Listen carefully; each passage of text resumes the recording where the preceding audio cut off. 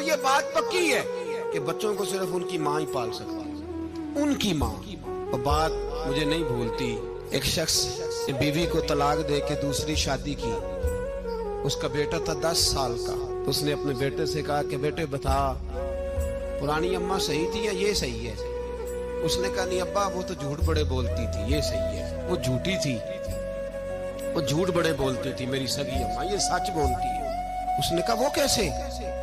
कहने लगा इसलिए कि मैं कोई शरारत करता था तो मेरी सगी अम्मा मुझे थप्पड़ मारती थी और कहती थी तुझे रोटी नहीं देनी, जा दौड़ जा घर से।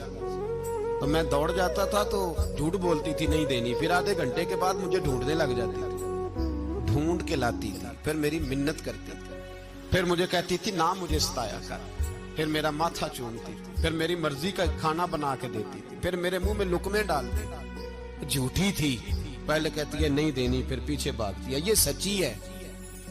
मैं शरारत करता हूं तो थप्पड़ मार के निकालती है, फिर मैं मिन्नतें करता हूं पर रोटी नहीं देती, पैर पकड़ता हूं नहीं देती, सच बोलती है, अपनी बात पे डट जाती है। ओ भाई, बच्चे उसकी माँ ही पाल सकती है, तूने 3 जुमले कहते सोचा ही नहीं।